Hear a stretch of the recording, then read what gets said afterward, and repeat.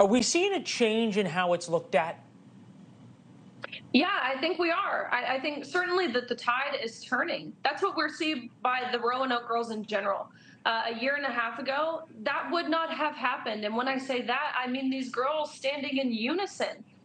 When myself and my competitors and my teammates went through the same situation regarding Leah Thomas, we were terrified to talk about the subject. We were terrified to stand together. But what these girls from Roanoke are showing is that the tide is turning. It's what we've needed. We've needed girls to be willing to say enough is enough, roll up their sleeves and say no collectively together. And that's what these girls at Roanoke are doing. You think about the broader debate, right? And in politics, when you define the field of battle, you usually win the war, right? When it comes to a political issue.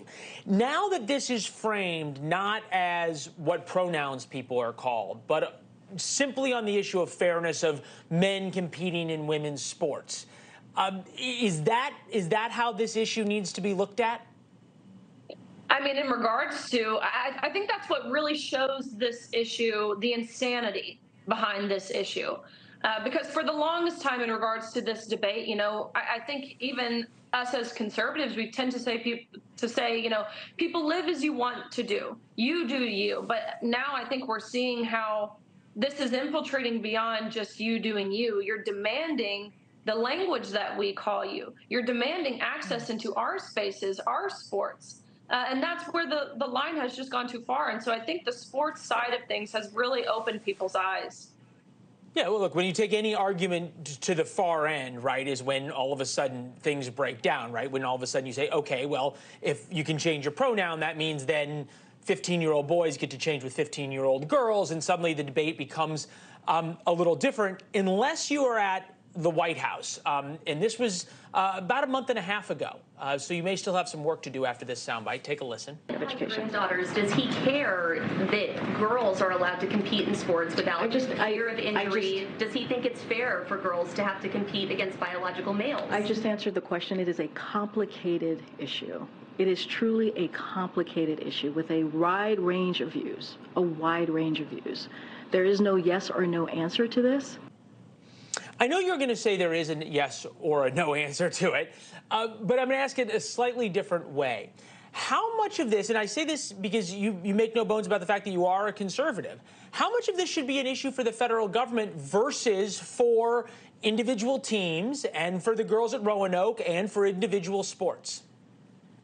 Look, we have Title IX, which is a beautiful 37-word federal civil rights law that prevents discrimination on the basis of sex on college campuses and within higher education. And so it's a lot broader even than just women's sports, but the benefits are undeniable and how it's really catapulted women's opportunities, again, transcending beyond just sports. But now what the federal level is doing, what the Biden administration, the people in the White House, the people who lead this country, what they're doing is totally rewriting Title IX to where it's now preventing discrimination on the basis of gender identity. And so they're equating sex with gender identity, which means, again, being broader than just women's sports. Men would have full access to bathrooms, locker rooms, changing spaces on campus. Men could be randomly housed in dorm rooms with women.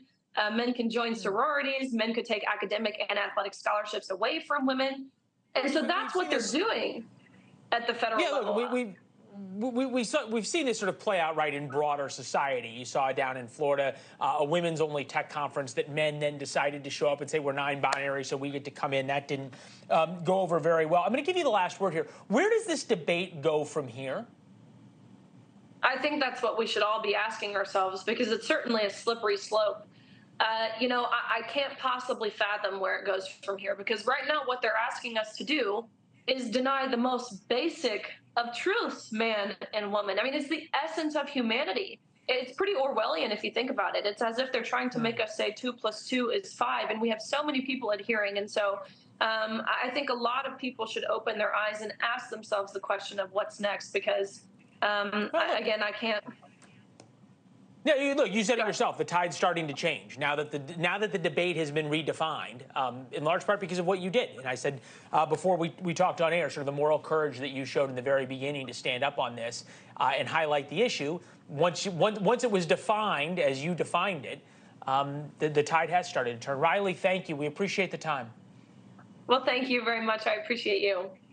Thanks for watching. Go to newsnationnow.com to find NewsNation on your television provider.